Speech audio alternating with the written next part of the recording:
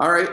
Well, I read through the bulk of the report last night and then this morning. 31 years is a long time to not make any progress. I mean, what do you say about that? I agree. And one of the most important things about this report was, I mean, we make a distinction between change and progress.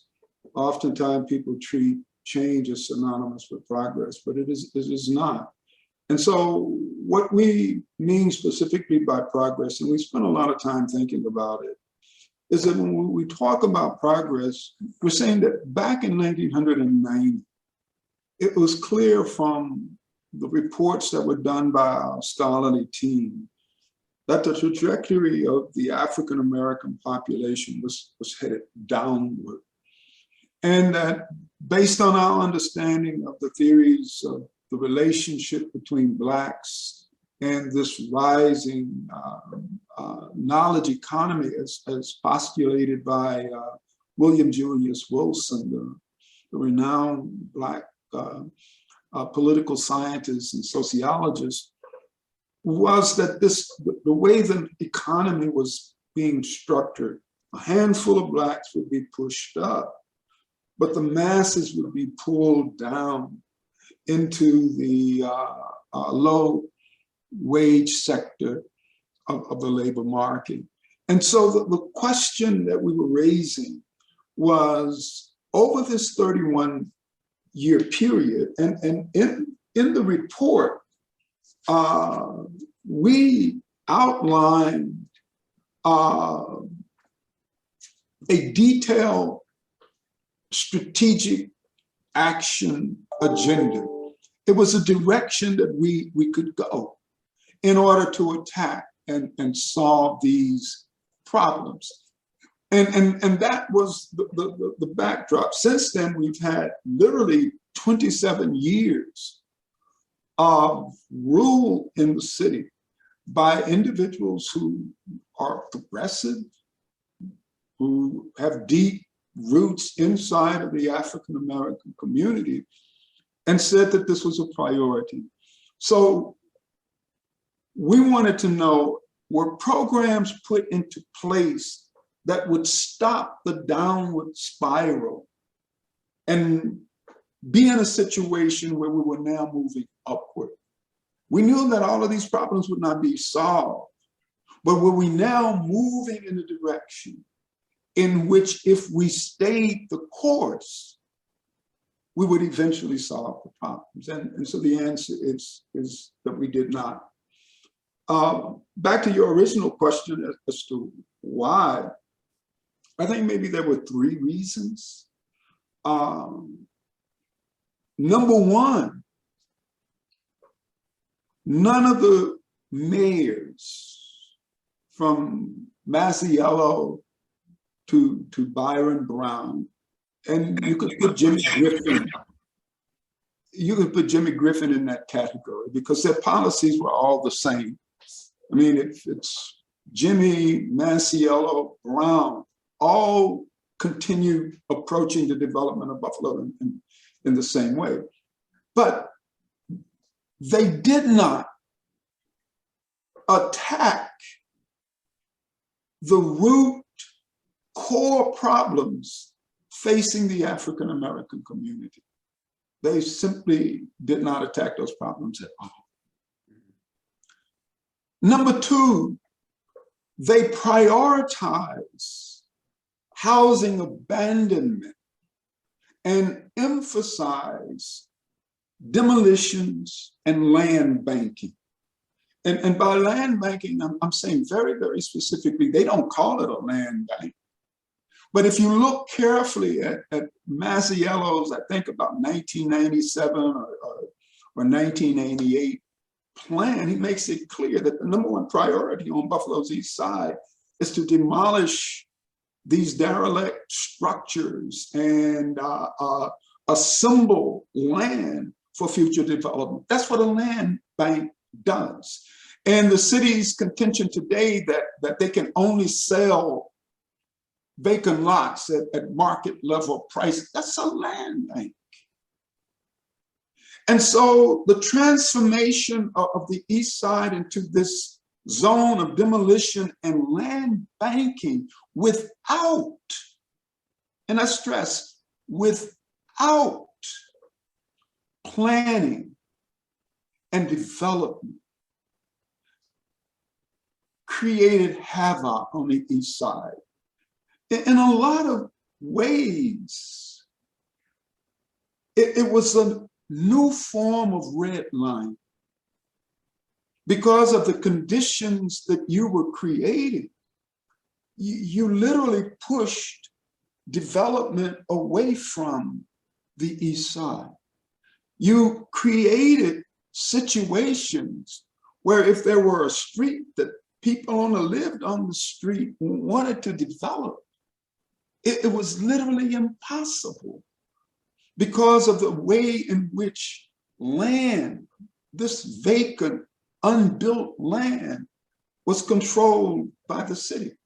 And when I say control, there's something like 13,000 vacant residential parcels in the city of Buffalo. And more than 7,000 of those parcels are owned by the city. And so that had a devastating effect in terms of the creation of blight inside of the neighborhood and the communities, and the depression of the values of the owner-occupied housing units.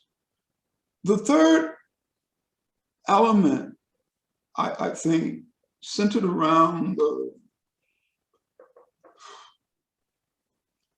the inability of the city leadership to understand the structural dimensions of the economy and figure out ways to expand the job opportunities and increase the level of wages among African Americans. And it really stands out most powerfully in the sense that back in 1990, around 38% of Black folks lived in poverty. Today, that number is around 35 as of 2019. The household income, back then, they used average household income, so we compared it with average household income today. Literally the same, maybe a few dollars higher. The rates of home ownership have not moved. I mean, it kind of dropped. And so even the minuscule changes that occurred were not even close to altering the trajectory, this downward trajectory that African Americans would face. We have to do something different. And if we don't, 31 years from now, it'll be the same way. Yeah. So just how bad is it? I mean, what does this report say about Buffalo 30 years on, What the report says about Buffalo is that the development of the city has been very uneven. It says that the priorities of the city leaders, from Jim Griffin to Tony Mazzeo to Byron Brown, they've done okay with their priorities. They've developed the waterfront, downtown. Those were the things that all of the mayors emphasized. But it says that they have not tackled the fundamental problems facing Black and brown people. And that's serious. And when I say it's serious, this is what I'm talking about. I believe that we have basically ceilinged out in terms of how far we could go with the Griffin, Masiello, Brown agenda. I think we've topped out with that. So Buffalo has been rising based upon the implementation of that agenda that we all know well. But when we look at the population, and I've heard nothing but happy talk about the increases in the population. But when we look at that, we see this. Those increases have been driven by the increases in the immigrant population and the brown population, people of color population coming into the city. Now these are the, and so the white gentry, they have continued to leave the city. The gentry, that movement is there. But not only is the gentry moving that way, but now the higher income people of color are also leaving. So the population increases are being driven by low income, poor people. Let me explain specifically what I am talking about. If you look at all of the populations of color, and there are a variety of them, and so, but however they choose to define themselves in the census, if you look at them as a group and you look at African Americans, there are three fundamental characteristics that jump out. Number one, they all have poverty rates at and above 30%. The exception to that is the indigenous population, and they're around 28%, but it's probably less than 600 of them in the city. The second characteristic is that they all have median household incomes around 30,000 and below. And the third element is that they all have more people, population that's 25 years of age and older, of that population. There are more folks without a high school diploma than with a college degree. So there are powerful structural elements at play that suggest that that level of poverty will not improve. So if you've got a city where the poverty rates are increasing and the low income groups are increasing, and you have no strategy in place to deal with those challenges, you can't sustain the upward motions that are there. And that's what I think is the real danger that we're facing. It is absolutely clear and irrefutable that the current strategies of dealing with the issues facing African Americans does not work and is not even focused on the critical issues that the population faces. I mean, it would be one thing if you were working on something and couldn't figure out how to solve the problem. We're not even working on the problem. We're not working on the problem. In the minds of City Hall, abandoned housing is more of an issue than the substandard housing that people are living in. And to me, that's very, very, very problematic. Why is that, do you think? Why is there no focus? Well, I think the focus and the energy almost exclusively have been on waterfront development, downtown development, the development of what they now call the Main Street Educational Corridor, focus on developing the West Side neighborhoods, especially in the area between Main Street and Richmond, where your high income white populations are concentrated, and coming up with strategies that they believe will both sustain and attract the white gentry. I think that their belief is that the secret to building a strong city, and I forgot to mention the medical corridor. I think they believe, following Richard Florida, that the secret to building a strong, highly developed city is the capacity to attract the creative classes. Those would be the higher income populations and the whites principally, and a handful of people of color, but it's really targeted that group. So I think what I've called elsewhere, they believe that the building of the latte city will make that happen. So if you ask everybody, even your friends, ask Black people, the things that are so exciting about Buffalo, they will tell you, they will outline all of what I call the latte city icons. Oh, we have a great waterfront. Our downtown is magnificent. We've got this amazing medical corridor. We've got some fantastic neighborhoods on the west side, and we do. But when that became the only strategy,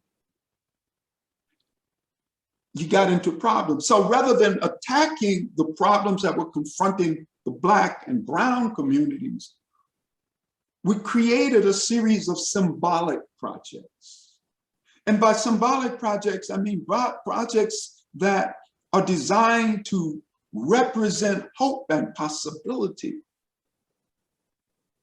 But in a way, they're like Macbeth's magnificent soliloquy. These East Side projects are a tale full of sound and fury, signifying nothing. So that's been the issue. Rather than attack issues, you come up with symbolic projects because your technocrats,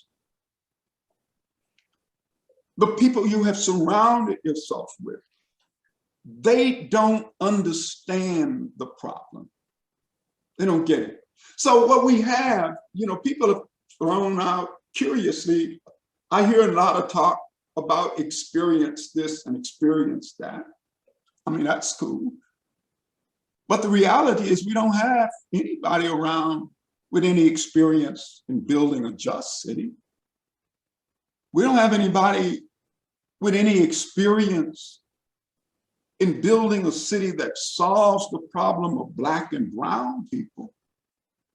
We don't have anybody with experience in figuring out how to solve the dramatic problem of substandard housing.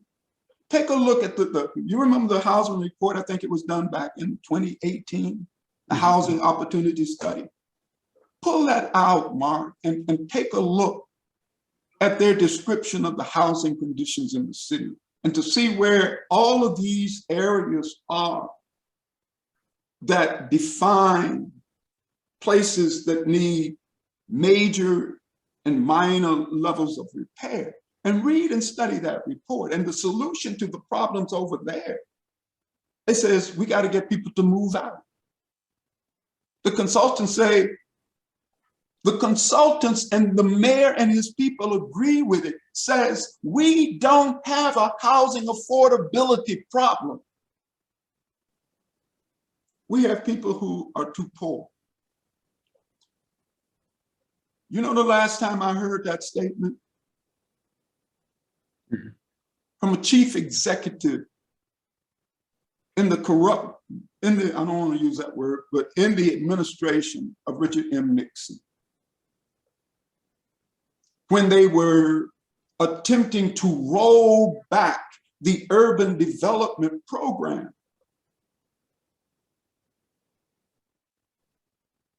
That was developed by Johnson.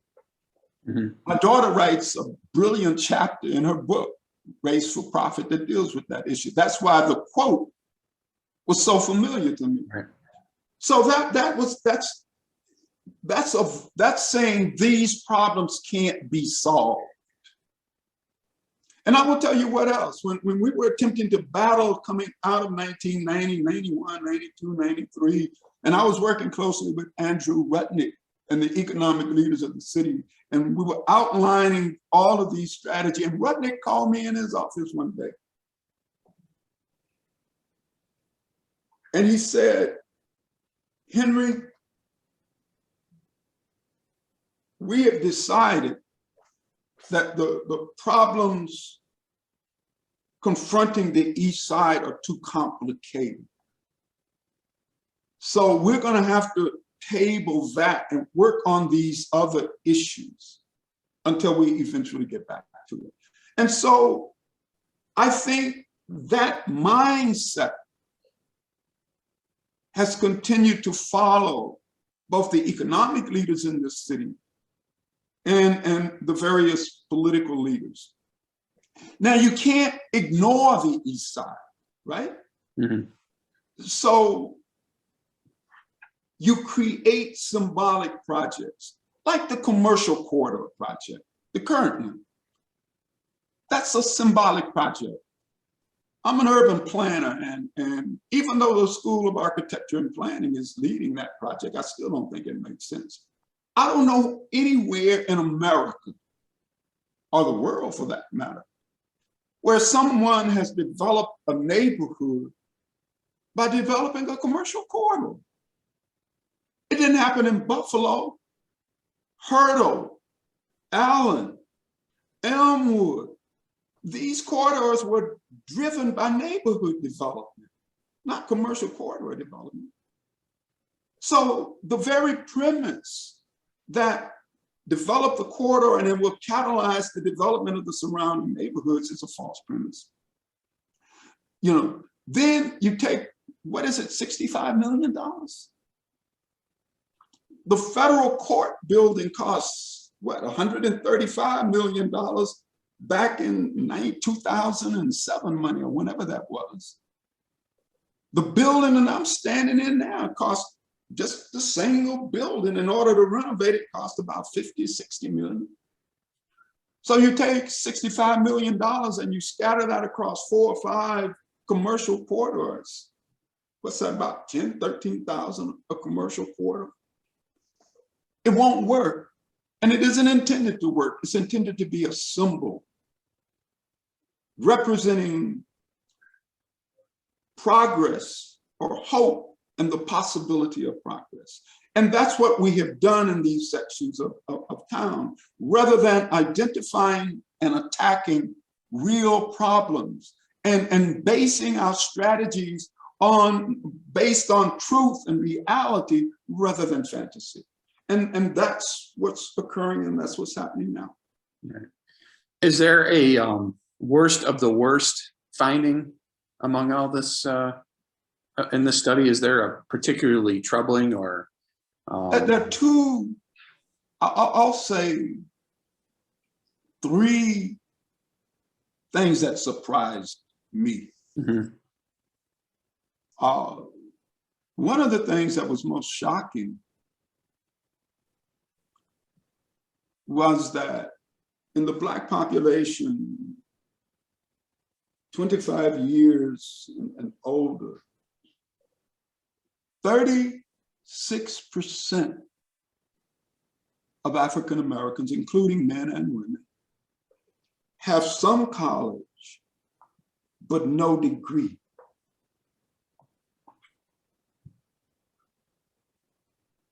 We're getting Black people into college, but we're not getting them out.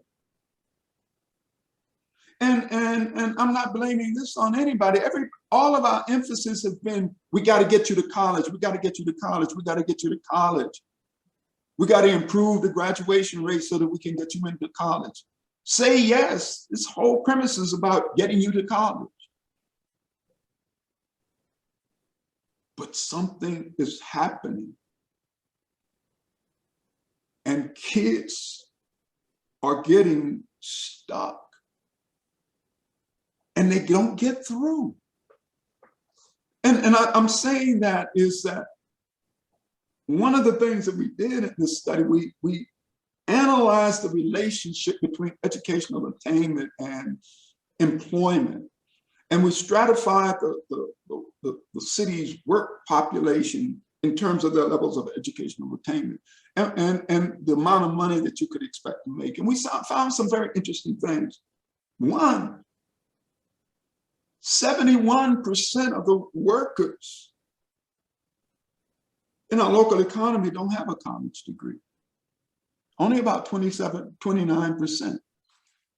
But, and it's a big but, there's a big earning gap between people with a degree and people without a degree, and people with some college but no degree, and people with that degree, and especially people who get additional education and training. So a huge core of African Americans are stuck in that level. And to give you some sense, man, what a difference it would be if of that 36, 30% of them had the degree. Wow, that would be powerful. Another thing that was very disturbing was the small number of Black workers, men and women. Because with a lot of the analysis, as you know, we looked at men and we looked at women because we wanted to get a sense of the gender aspects of this piece. But of full-time year-round workers, in the Black population age 16 years and over, that entire population, only about 31% of them have full-time year-round jobs. So many of our people, and amongst that group, a significant number of them have jobs that don't pay a living wage. And by a living wage, I mean earning enough money to have just a normal standard of living. That's what we mean by a living wage. Mm-hmm. The other thing, and that was troubling because it's structural. We got people in the labor market. And in that labor market, and just so folks are clear, to be in the labor market, you have to either be working or looking for a job. You got to be doing one of the two. So in the labor market, we have a high percentage of workers, I think in 2019, it was something around 11%, that are unemployed. They're looking and they can't find work. Then there's this whole murky group sandwiched in between that of people who are seasonal workers or work part-time. And I suspect in that group, you'll find the gig workers, people working 2, 3, 4 jobs, this, that, and the other. But you only have a handful of folks that are working full-time year-round. And it's something like 30, 31% for Blacks, but it's almost 46% or 47% for whites. So there's a substantial number of, we didn't break it down for the other groups, but Blacks and all of the people of color are looking pretty much the same, with the exception that in a lot of instances, Blacks are not as worse off as they are. So, and the final thing, and in a lot of ways, shocking, was the impact that rampant, unplanned, and haphazard demolition was having on the East Side. It's awful.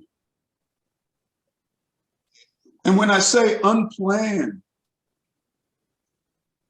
we took a look at a database that we had been able to get from the city. So it's city data. compiled by their people, their best people, I might add. And it showed spending on the East Side for a 10-year period, actually through much of the Brown administration, 2006 through 2016. It was a very detailed database that had all of the different funding sources, and it was around demolitions, housing repairs, streets and sidewalks, facilities, improvements, parks, and the like. And we had addresses for everything. Even for this paving and the sidewalks, you didn't have an address, but you would have a section of the street from the corner to here to corner there. So we had an opportunity, given that data set, to explore these issues and these questions, both globally, and then we could even go down on the ground, which we did, and looked at specific streets. And you could see all of this work was done without any kind of coordination with the neighborhoods, without any type of planning, and no development included. So planning and development were completely decoupled from the demolition process. And it had a devastating impact on the East Side. And some things just made no sense. A part of them was, I think, associated in some instance with the city's misunderstanding. I'm assuming it's a misunderstanding of the theory of catalytic projects. And these are projects, a catalytic project, Mark, is a project that it's a planning concept, but you develop a project and it catalyzes and transforms the development of the surrounding areas. In highly developed parts of the city, you can have those kind of catalytic projects where you implement the projects and they begin to trigger things.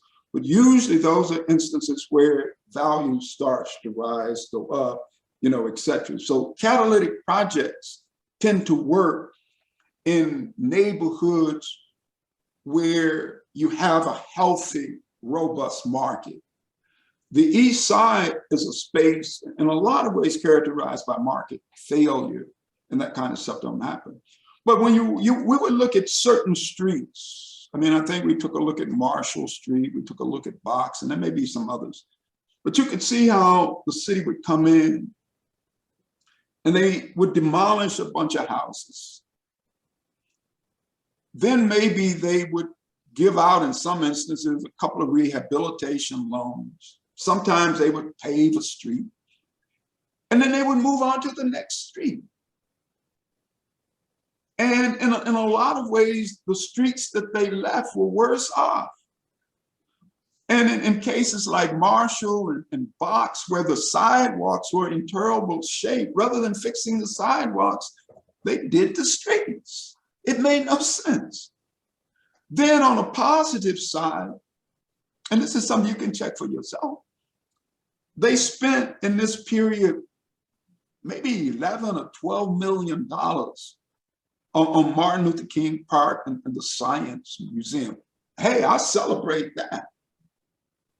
I celebrate that. That was really, really good.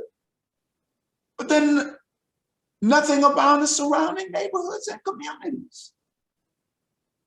As if the transformation of Martin Luther King Park would catalyze development. And so they would bounce here and bounce here and bounce here and bounce there. No planning. And so if you got $179 million, which is what they spent, if you had engaged in coupling demolition with planning and development, you would have a completely different outcome. If you follow the policies of HUD, In their demolition, you tear down a house, you replace a house. But, and we looked into that because when you hear the mayor, and he brags about his 505 plan, and how wonderful all of this was. I didn't expect to see, the levels of devastation that I did. Mm-hmm. Then so, when you, go ahead. No, go ahead. I was going to say, well, where does this go from here? What do you do with the study from this point? What would you like to see done with the study from this point? Well, the thing that we hope is that they will do with this study what they did not do with the others. We think that this is a framework to drive change in the city of Buffalo. We think this study has clearly outlined the great challenges that are facing Buffalo's east side. And we think that the city needs to get in behind it. If I was the current mayor, I would embrace the study. I would admit to our failures and say we're gonna correct that course. Because the thing that we've learned from this study, since 1950, every single mayor of Buffalo has followed the same formula. They've emphasized all of the same priorities. If you close your eyes, Byron Brown looks the same as Tony Mazziello. Look at Mazziello and his plan, and then you look at Brown's plan. Look at Mazziello's state of the city, and go back and take a look at Byron Brown's 2007 state of the city, which was his first public statement when he outlines his vision for the city of Buffalo. And I think he followed that vision, but that vision didn't have anything to do with Black people except law and order. So what we hope is that this study marks the beginning of moving the city and its efforts to develop the East Side in a very different direction. And I want to add that based on the work that we're doing, that the far West Side is facing many of the same kinds of challenges and issues as the East Side. So we're 100% sure that issues like this incredible crisis of rent burdens on the African-American community, it's the same thing over there on the far West Side. That people living in substandard housing, communities turned into a golden goose of profitability. Because the thing that I want to emphasize, we believe that huge profits are being made on this dilapidated rental housing on the East Side and far West Side. And by this, I mean to say very, very, very specifically so that I can be clear with this. These landlords make money by depressing maintenance and upkeep while increasing rents. That's how they make their money. And so if you look at the value of these rental properties and the rents that they're charging, the level of profitability is insane. I mean, we just ran some numbers just to see what would happen. We took a look at one tract and looked at the median gross rent in that tract, which must have been around $687, somewhere like that. And then you looked at a value, a median value of the houses in that area, which may have been about $45,000 or $50,000. And then you run the numbers as if rent would be held constant over a period of 5 or 6 or 7 years. And the amount is huge. You can play with it yourself. You know, just look at the gross rents and say, well, what that be for a year, and how much money would go in for that for that period of time.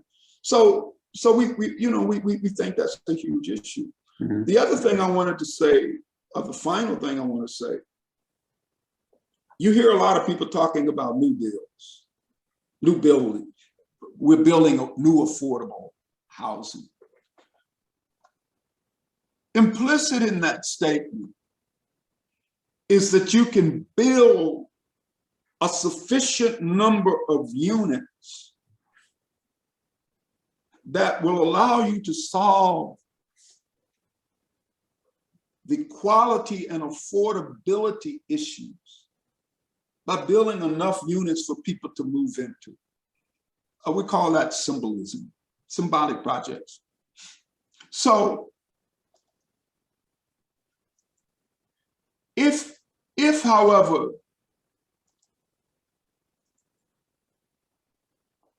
you actually look, say, at the number of units that have been built between 2000 and 2019,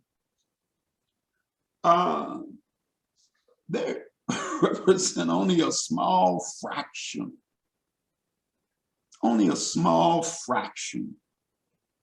of the total housing units in these areas.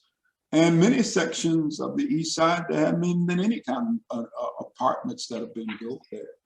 And the apartments that have been built, I mean, you're just talking about a handful of places. So again, the idea that you're doing something about the horrendous living conditions that many people live in and the affordability issue simply through new builds is totally misleading and a part of this kind of symbolism. So one of the things, and I guess my kind of closing remark would be that I hope this study inspires as we approach the building of the city, a city that I love, that I've had many, many opportunities to leave, and I won't go. You know, I said, I'm not going to make a career and leave. So I've stayed here because I love the city and I believe in it. So what's the message for city leaders? What's the message for, 30 years they followed the same There's philosophy? a set of principles that we can follow. Principle one is that we have to focus on and attack the core problems facing the African-American community. That's what this Black Buffalo book says. Principle number two, that we must develop our projects and programs on the basis of truth and reality, not fantasy. Fantasy is that you can put a handful of nickels and dimes in a commercial corridor and it's going to trigger transformation of surrounding neighborhoods. That's a fantasy. I believe in commercial corridor development, and anybody that knows me know that we spent a lot of time on the Fillmore commercial corridor, and we realized that we couldn't develop the corridor that way. That's how I know that. The second really important fantasy is that you can build enough new affordable units to solve this problem without touching the existing housing units. So projects and programs and activities must be based on truth and reality, not fantasy. And I think the final thing is that to get the correct answer, you must ask the right question. So we need to spend a lot more time asking the right question and then building our activities around it. And so that's the kind of formulaic type of things that we need to do. So our hope is that a core of leaders in Buffalo will pick this study up and take the lead in fighting to redevelop the East Side. I want to stress, you can't do it without the close partnership with the city of Buffalo. It will not happen. You know, you can't redevelop that area, you know, without the partnership of the city. So we did this report because we wanted to make sure that we understood that the way we were approaching development on the East Side was wrong. We wanted folks to understand that because of the conditions of life that exist on the East Side, health is the #1 challenge facing African Americans. Their bodies are ravaged with disease and they die prematurely. And it is for those reasons that my center, the Center for Urban Studies, is now headquartered in the Community Health Equity Research Institute. And that I work closely now with Jacobs Medical School as well, because these built environment issues are causing our people to die young, have unnecessary diseases, and a low quality of life is measured in terms of the number of bad health days versus good health days.